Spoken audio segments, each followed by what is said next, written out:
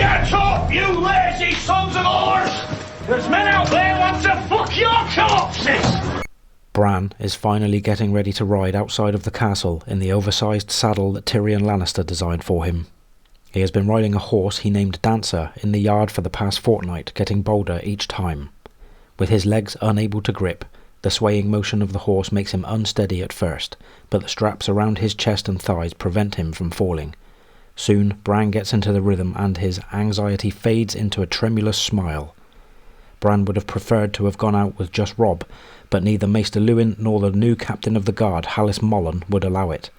The party includes Robb, Joseph the Master of Horse, Theon Greyjoy, Maester Luwin, and the direwolves Summer and Greywind.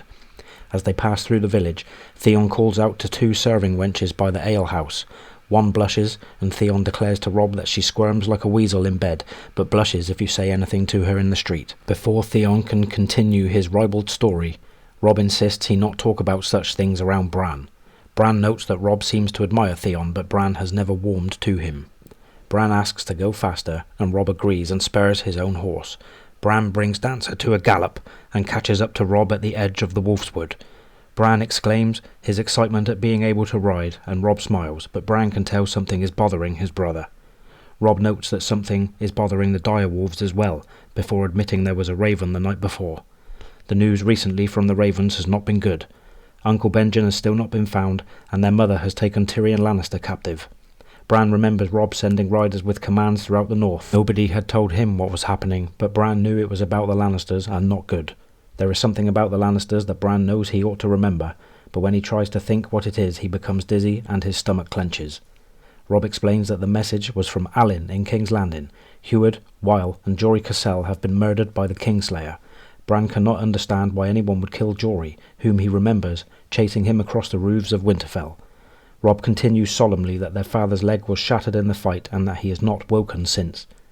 Robb promises Bran that he will not let this be forgotten. Theon advises Robb to call the banners. Bran exclaims that only the Lord can call the banners, but Theon replies that if Eddard dies, Robb is Lord of Winterfell. Robb notes to Bran that the honour of the North is in his hands. Bran asks if Maester Luwin agrees with calling the banners, and Theon calls the Maester as timid as an old woman. Bran tells Robb that their father and mother both listen to the Maester's counsel. Robb states that he listens to everyone. The joy of the ride is over, and Bran asks if they can go back because he is cold. Robb states that first they need to find the wolves, and the brothers ride into the Wolfswood while Theon falls back to talk with a guardsman. Bran enjoys riding his horse in the woods, while Theon and the guardsman fall further behind. When they come to a stream, Robb asks Bran what is troubling him. Bran admits that he remembers Jory bringing them here to fish with Jon Snow.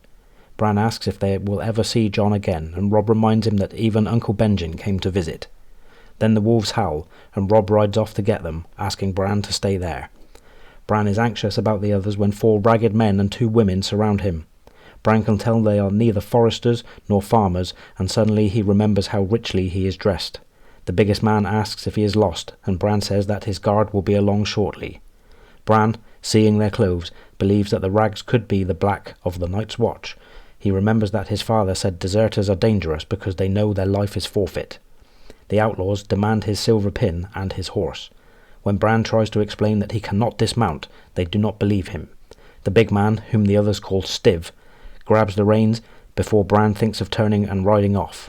Finally, the tall woman, Osha, sees the straps. The short woman named Hallie asks if he is a cripple. Angered, Bran declares that he is Brandon Stark, and that they had better let go of his horse or they will be dead. With Bran's arrogant outburst, the gaunt man named Wallen proclaims that only a Stark would threaten when a smarter man would beg. Hallie tells the others to cut off his cock and stuff it in his mouth. Osha tells Hallie that she is as stupid as she is ugly, and that Mance Rayder will pay well for a kinsman of Benjen Stark. Stiv states that he does not want to go back to the White Walkers and cuts the strap on Bran's saddle, cutting Bran's leg in the process. Bran feels nothing, but starts to feel lightheaded. Suddenly, Robb calls out for them to surrender. Bran sees that Robb is still mounted, with the body of an elk over the back of his horse. The outlaws only laugh and point out that it is Robb who is outnumbered and should surrender. Then the dire wolves appear at Robb's whistle. Robb charges, killing one of the men, and riding down Osha when she overextends with her spear. At the same time, Greywind kills Wallen and the other unnamed man, while Summer tears open Hallie's belly. Now facing Rob and the direwolves alone, Stiv finishes cutting Bran free, hauls him from the saddle, and holds a knife to his throat. Stiv tells Rob to drop his sword, and Rob slowly complies. Then Stiv tells Rob to call the direwolves off, which Rob does. Bran can see that Osha is still alive. Stiv commands Osha to kill the wolves, but she refuses to go anywhere near them. Instead, Stiv orders Rob to kill the wolves. Bran screams no, knowing they will be defenceless without the wolves. Suddenly an arrow from Theon Greyjoy's bow bursts through Stiv's chest and the man collapses into the stream. The Stark guardsmen appear, and Osha throws down her spear and surrenders. The guardsmen grow pale, and some even vomit when they see the carnage. Theon, ever smiling, is proud of his shot, but Rob scolds him for taking such a chance with Bran's life. He might have missed, or the knife could have slipped. Then Rob turns on the guardsmen, asking where they were.